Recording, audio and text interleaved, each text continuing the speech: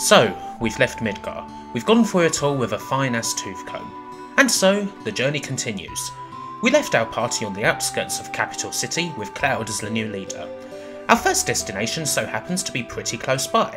And so, after a brief pause to take in our surroundings, we head off to Calm. It's not exactly an important place, but it's such a nice wee contrast from everything we've seen before. And indeed it represents a bit of a slowing of the pace. As opposed to the massive heaps of plot thrown at us left, right and centre in Midgar, we now get to relax a little and take in sights that aren't utterly cyberpunk-tastic. But really we're here for one reason only. We go to the inn where Cloud has a little story to tell. So yep, it's time for the almighty flashback of plot exposition. This isn't exactly most people's favourite part of the game, but it is important, so, you know, let's just roll with it. It's important to go through it all, otherwise details will be lost later. We go back to 5 years ago, when Cloud was still in Soldier and was often assigned with a rather famous war hero, perhaps the greatest soldier the world has ever known, a man with a black cape, long white hair and an even longer sword, Sephiroth. This mission takes us back to Cloud's hometown of Nibelheim, where there have been reports of monsters around the reactor. Cloud's all chipper about it, which doesn't help much when the truck bumps into a massive dragon, which Sephiroth then proceeds to rip apart like it was a fucking guard or something. This is a nice quick little use of gameplay to demonstrate just how much stronger Sephiroth is than, well, basically anything, especially Cloud. We head into town with Sephiroth providing a few casual details. He doesn't know much about his parents, aside from his mother being called Jenova, and he doesn't actually have a hometown. Cloud and Sephiroth have a decent enough rapport, but he's clearly the boss, strictly business, a name means nothing on the battlefield. Give him a bandana and a soakum and, well, he could fly around Shadow Moses, no problemo. We can at least screw around in this sedate little town for a bit. There's a kind of important scene where we get to meet Cloud's mum, which we sorta saw a bit of earlier. Things go well, but Cloud says that she died a few days later. Not much else to do except go to Tifa's house, do a bit of comfing and play a piano, get some sleep.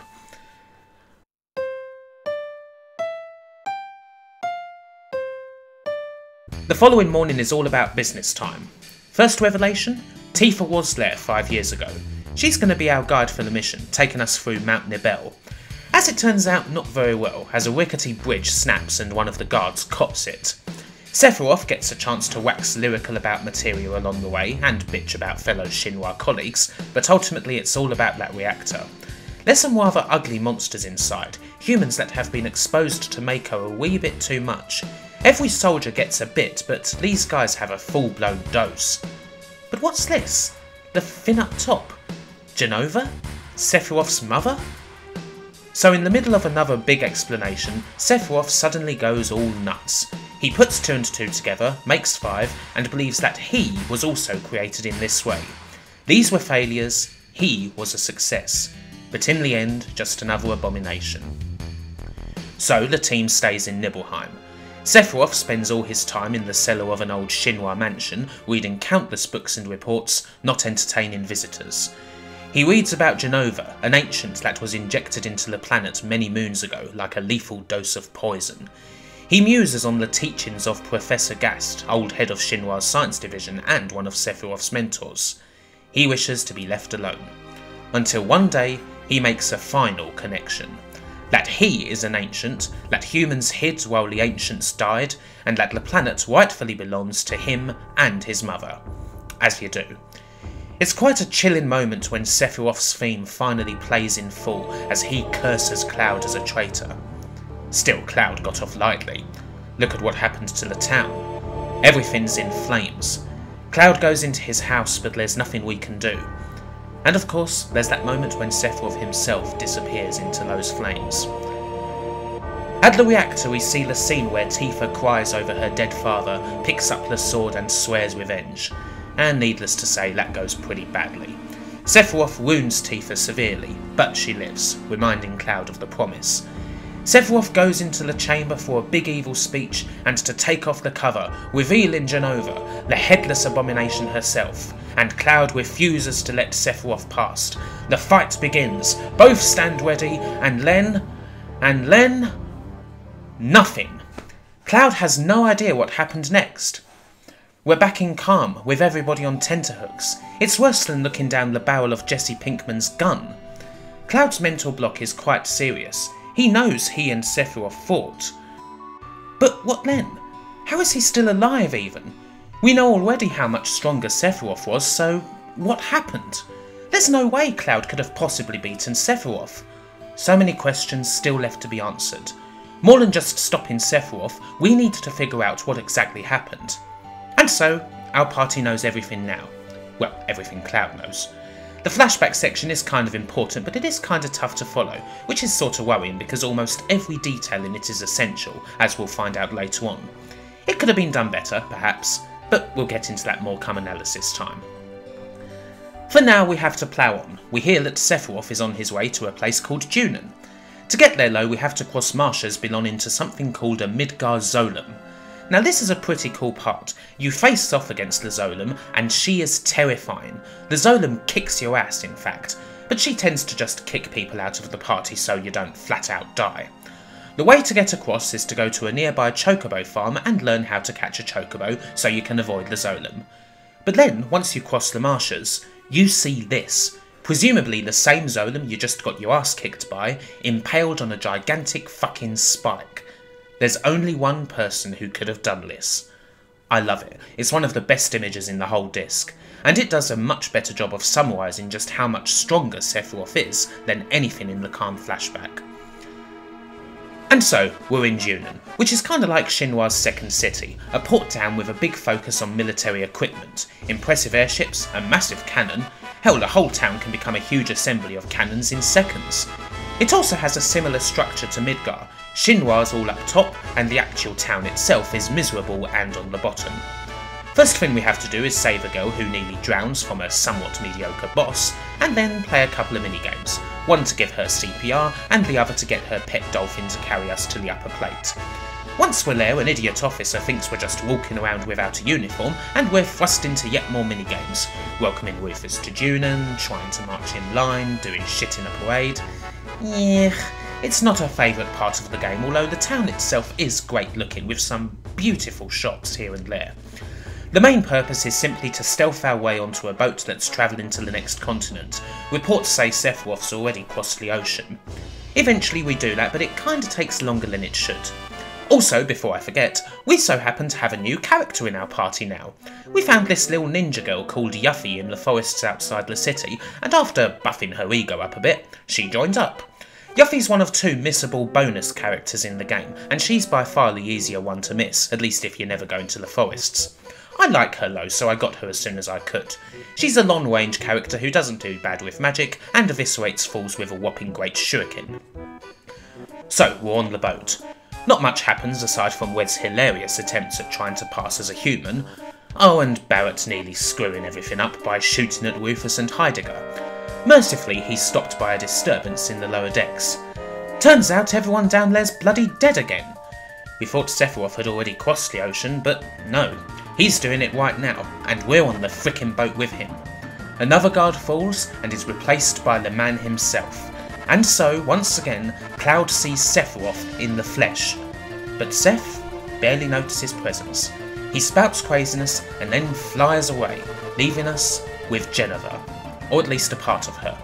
And so cue an actual important boss battle, the first against Jennifer, representing Birth. It's not actually a difficult battle, but it does have the best music in the game accompanying it. It also wakes the plot up a little after some slow going. Finally, we've actually seen Sephiroth again, but his brief appearance just leaves more questions as to what he's actually doing.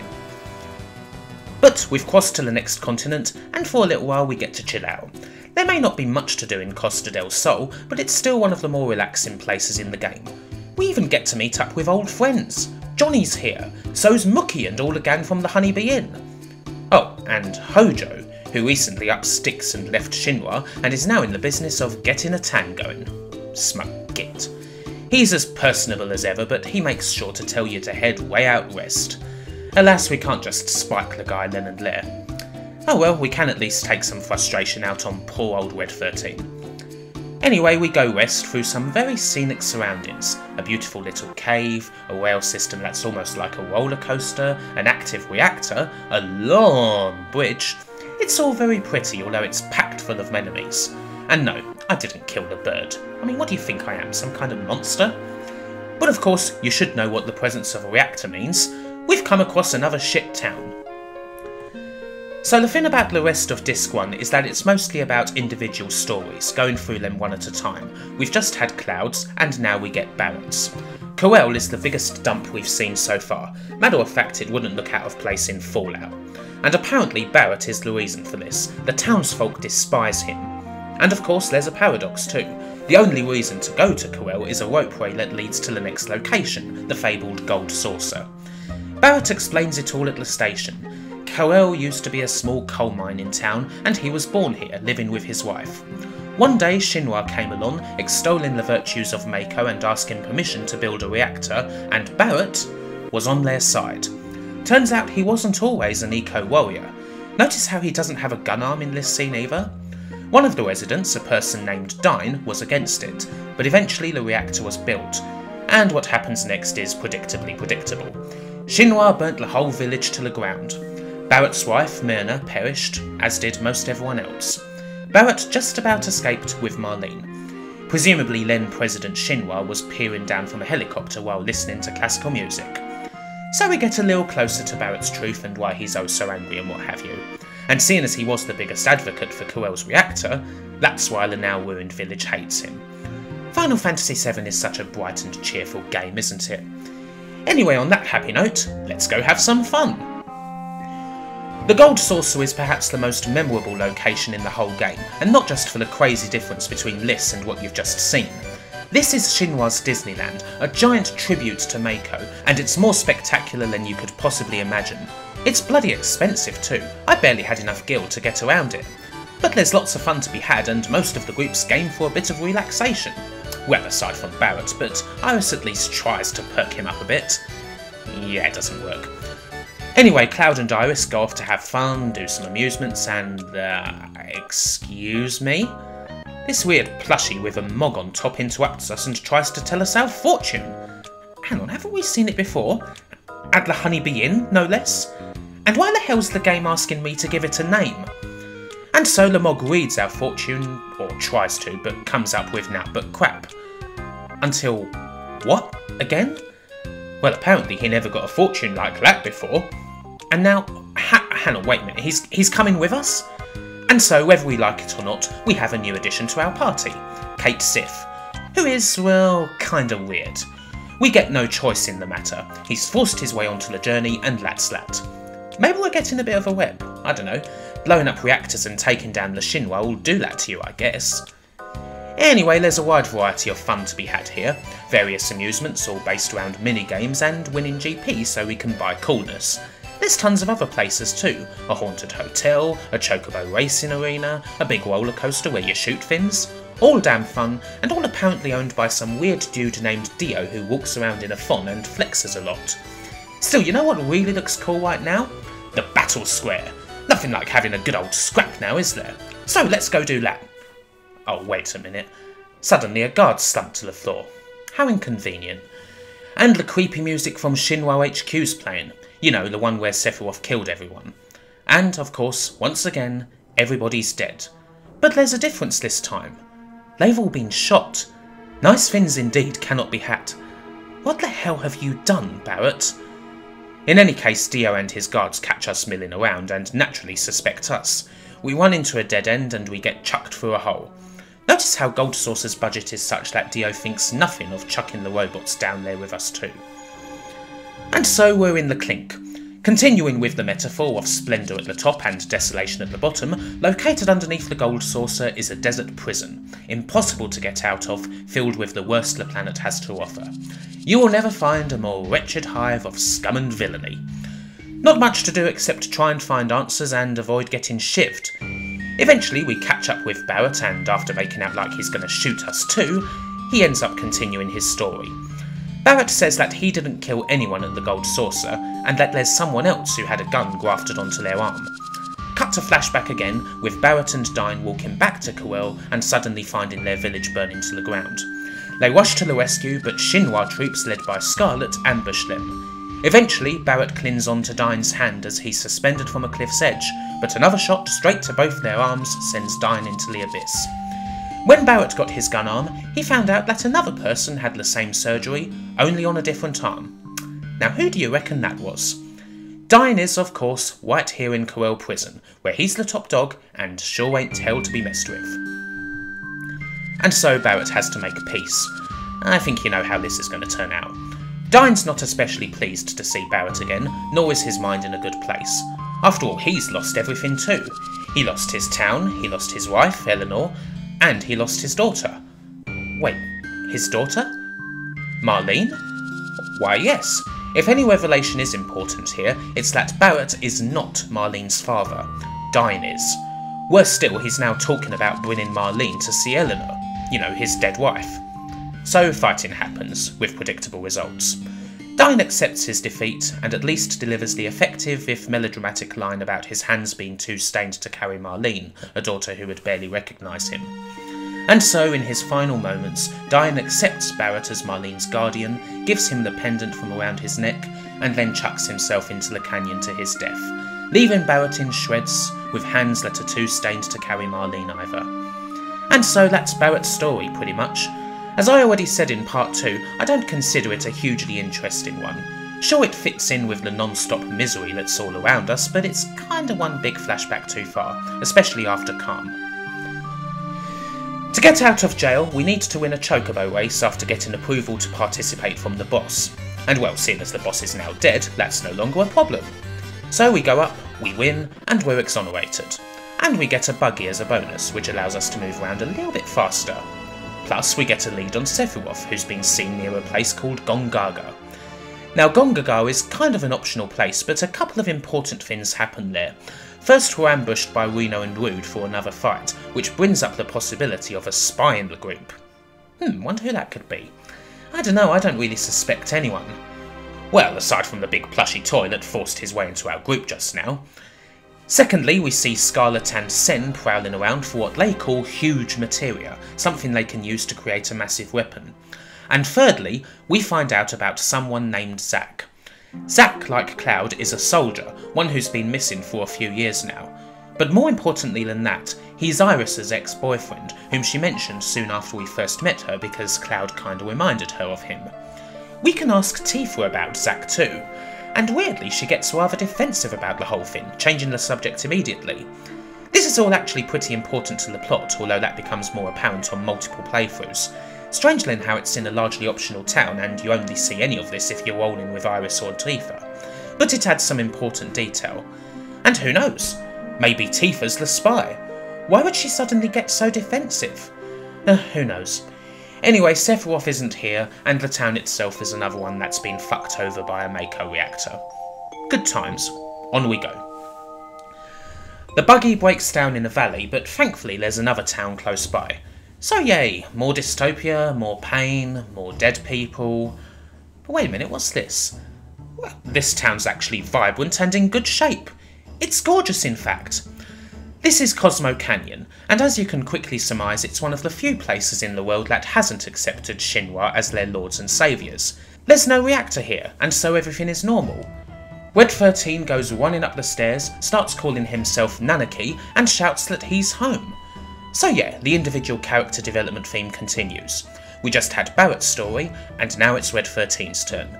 Fitting really, seeing as he did say he'd accompany us back to his hometown, and so presumably this is the end of his journey. Anyway, there's plenty of fun to be had here, but things only really progress when we meet up with Bugenhagen, Red's grandfather, and curator of the best simulation of the solar system that planet has to offer, and we get to have a look at it. This is one of the better Disc 1 moments, actually. Again, it's a moment where the environmental themes in the game get nailed right on. The part where the planet loses its energy and then crumbles away, actually still very effective. We also learn a bit more about our group around a campfire. Another moment as it kind of reflects the wearying nature of our journey. Though Barret does seem like he's on a second wind, Tifa appears ever more neurotic, and even Iris seems to have become more introverted, aware more than ever that she is the last of the Cetra. Red 13 is also the last of his race, and talks about how his father ran like a coward when Cosmo Canyon was attacked, and that he can never forgive him for it. Cue Bugenhagen, obviously. Bugenhagen opens a long sealed door and we get to go through a dungeon, quite a hard one in fact, although the boss here is famously insta-killable with an X potion. Didn't you read the magazines then?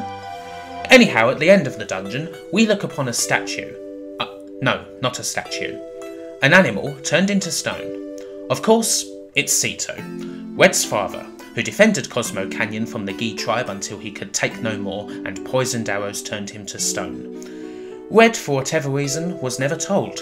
It's old fiction logic, I guess. Don't tell the son about the heroic act, otherwise he could never truly emulate his father. That sort of thing. Dramatic license. And of course, Cito cries stone tears and Wed howls in tribute. Also, Bugenhagen, despite believing that the planet is doomed, convinces Wed to continue on with us. So, with our buggy fixed, we head on. Wed's story? Yeah, better than Barret's. Not so drawn out, no flashbacks, a satisfying finish. Fleshes out the character a lot more too, which we'll get into in his analysis. The great setting also helps. Still, I do have to say, is Cito crying because he sees what his son has become? Or is it because he wants Wed to, throw him a freaking soft or something and get him the hell out of his immobile state? Who knows. Our next destination? Well, it's one we've been waiting to see for a long time. The scene of all that happened 5 years ago. A place that burned to the ground, where our whole story started, pretty much. We get out of our buggy and walk into Nibelheim. God only knows what we'll see there. But wait, we saw the flames, did we not? We saw everyone perish, and yet nothing's happened. Everything is intact. Cloud is, needless to say, shocked. Even the group begins to distrust his story, looking at the town. The residents are bright and breezy and shoo us away when we accuse them of lying. But hang on, they're not the only ones in town. A horde of people in black shrouds shuffle along, moaning about a reunion and seeing Sephiroth. And finally, on visiting Tifa's house, we uncover the truth, which turns out to be far worse than the burnt embers we were expecting. Nibelheim was rebuilt by Shinra 5 years ago after the incident. The townspeople we see are actually Shinra scientists, and the people in black shrouds?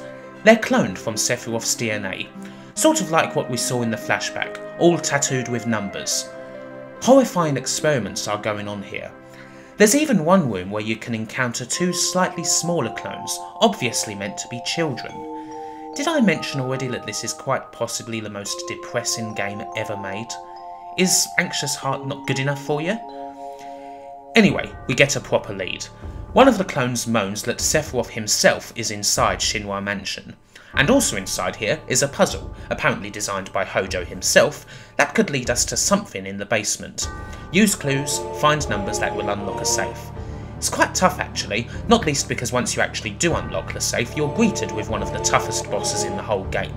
FF7 might be easy, but Lost Number is one of the few places where the underleveled player can get utterly stuck. Still he fell, and we travelled to the basement, where we encounter a disguised, depressed figure sleeping forever in a coffin. A former member of the Turks, in fact, who as it turns out knows a bit about Sephiroth and, shock of horrors, his real mother, a person named Lucretia. Naturally we tell him all we know so far, but this only depresses him further and he tells us to go away. Fine, whatever. In the library though, we once again come face to face with Sephiroth.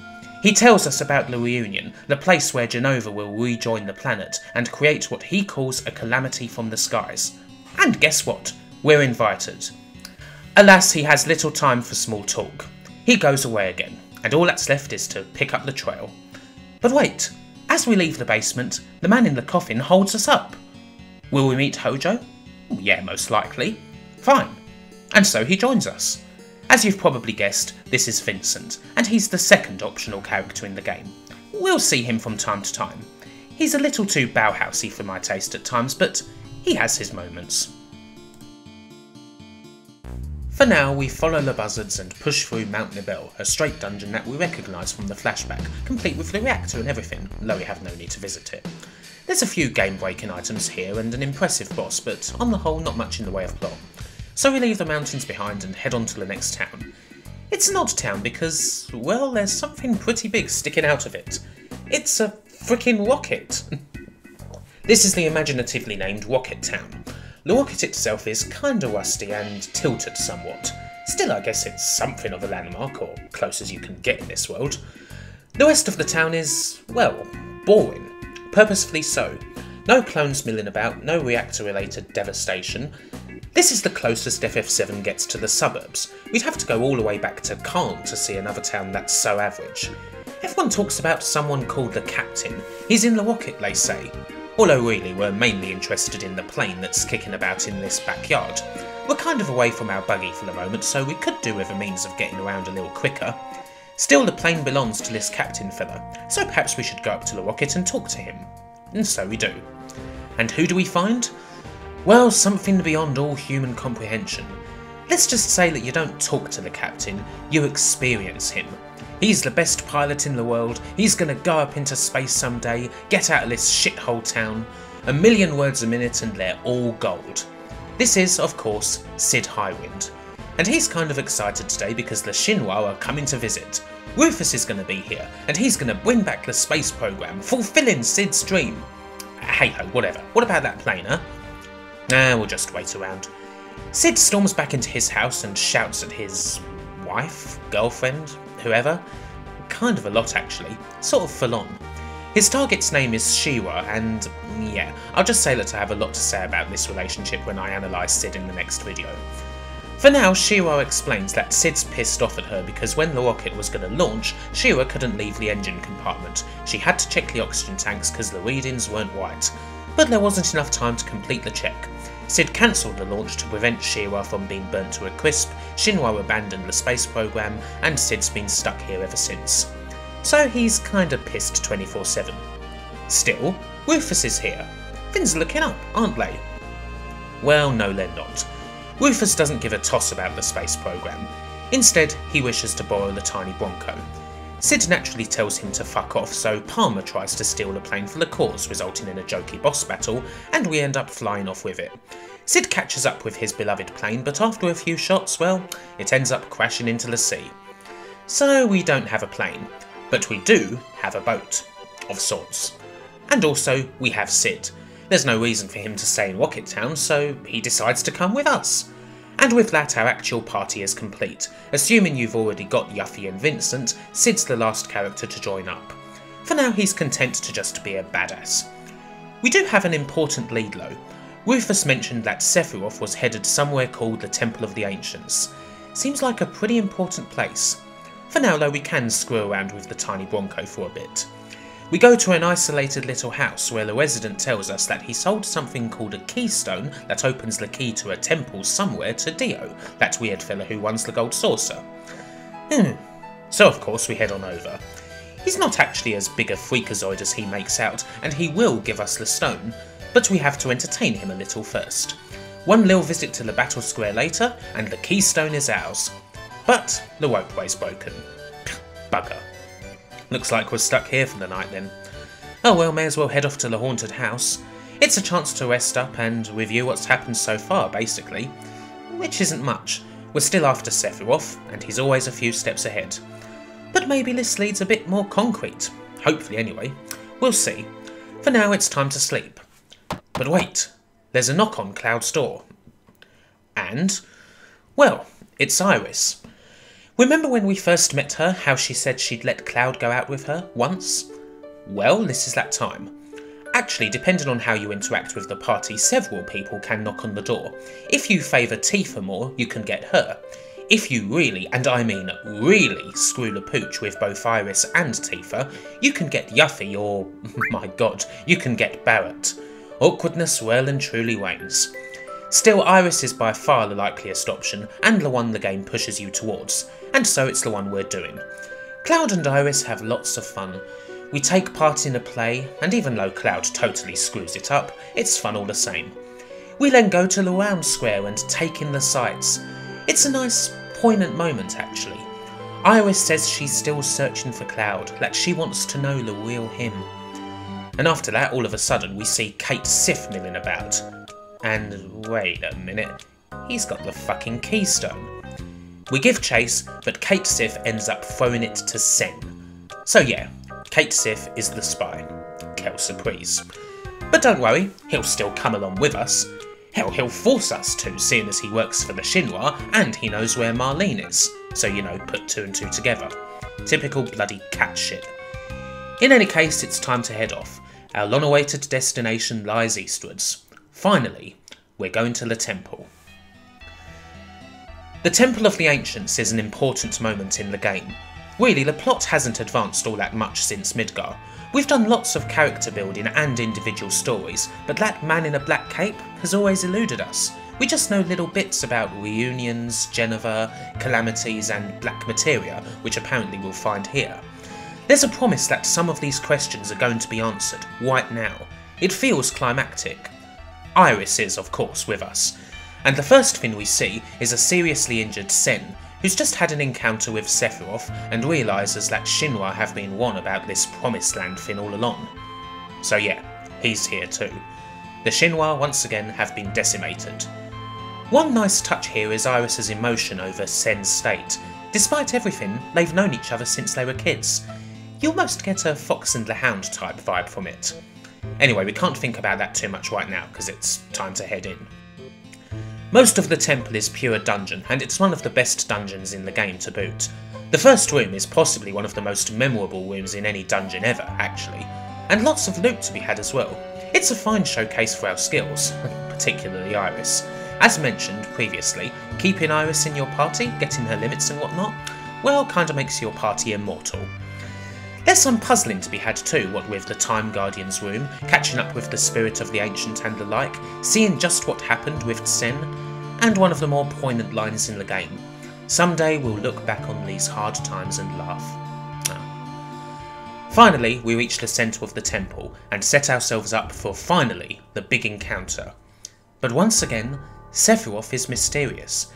He talks about becoming one with the planet, of a wound so great that he will be at the centre of. He talks of the ultimate destructive magic, Meteor. It's a grand speech, of course, but it seems to have quite the effect on Cloud. Suddenly he's not himself at all. He almost seems controlled. But he snaps out of it. And the black materia? Well, it's right there. But it can't just be grabbed. Turns out the entire temple guards the materia, and whoever takes it out will be crushed by the temple. So, looks like we're stuck. But then XIII turns up. He'll do it, basically. After all, he's only a toy. And hey, maybe there's a bit of remorse there, who knows. But yeah, we'll agree to it, because as usual with XIII, it's not like we have a choice. For now we have to get out, although there is a bloody hard boss along the way. Well then, I say that, but I have Iris in my party and therefore nothing can possibly stop me. Did I mention that Great Gospel cures an entire party and makes them invincible? XIII gets to deliver a farewell speech and even reads our fortunes. He says that Cloud and Iris are perfect for each other, and Tifa is, well, you know, right there. Oh, bless. Anyway, Kate goes off to sacrifice himself, and honestly, I dislike the character, but still, it's kind of a poignant moment. At least the line about there being only one me, even if another XIII comes along.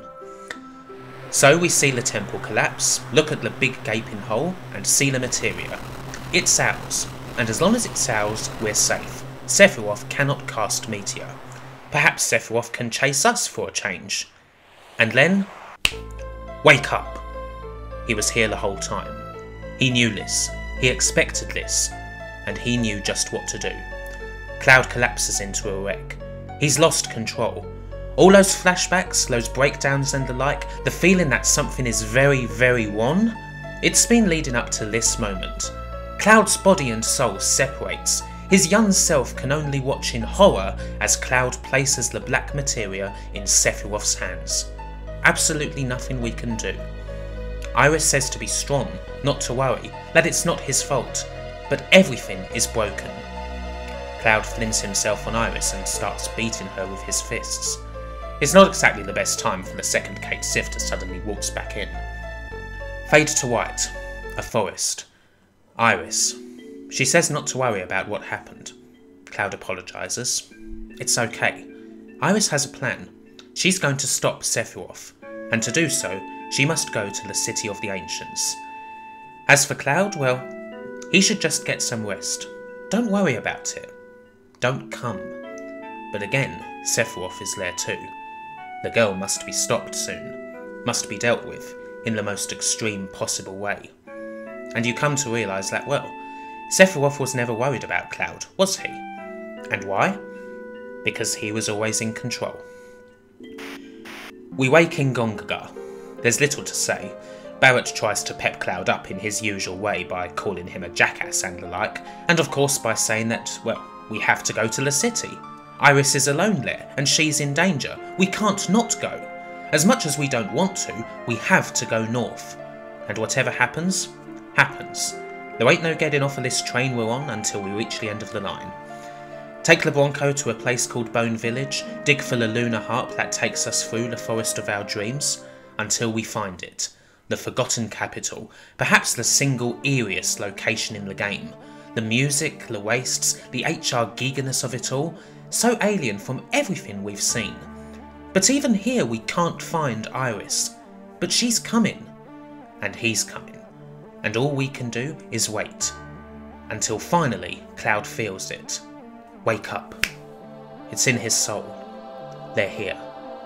We go deep into the city, below sea level, under the waves, to the very core where Iris kneels. And we've come to, what? Help her? Protect her? Or no. It's as everybody feared. Cloud reaches Iris and draws his sword. He tries to control himself, but he cannot stop himself from taking aim, raising it above his head, and then ultimately bringing it down to just above Iris's head. Suddenly, once again, Cloud snaps out and regains control. He stopped himself? His friends stopped him? Who knows? Iris looks up and actually smiles, happy to see Cloud, her bodyguard, her friend, maybe even more. The glint of Mako in his eyes, the uneven spikes of his hair, the shape of his face bathed in a white light as something black falls from the ceiling. These are the last things Iris sees, the last things she will ever see. Suddenly Sephiroth stands over Iris, still kneeling, wide-eyed, with a sword protruding from her belly. The white materia falls from her hair, pinning as they hit each pillar. She slumps into Cloud's arms. Iris, the flower girl from the slums, the last of her race, is gone. Cloud cannot listen to Sephiroth's grand speech as he openly mocks him for his emotion, his burning eyes, his whole body on fire. He shouldn't be sad or angry, because he never truly cared. He has no mind of his own. The music continues to play as we fight another Genova. You shouldn't be sad, Cloud, because you are a puppet. But no, that's not true. It scarcely even matters that Sephiroth has eluded us yet again. Iris is gone. No words are even said. Tifa closes her eyes, strokes her hair, and runs off. And Yuffie simply takes Cloud in her arms and cries uncontrollably. Finally, Iris is laid to rest. As she disappears under the waves, we realise the finality of it all. They won't be able to look back on those hard times and laugh. Iris will never get to know Cloud. It didn't matter that they were perfect for each other. All of that's gone, in a blinding flash of white light. And if it wasn't personal before, well, now it is.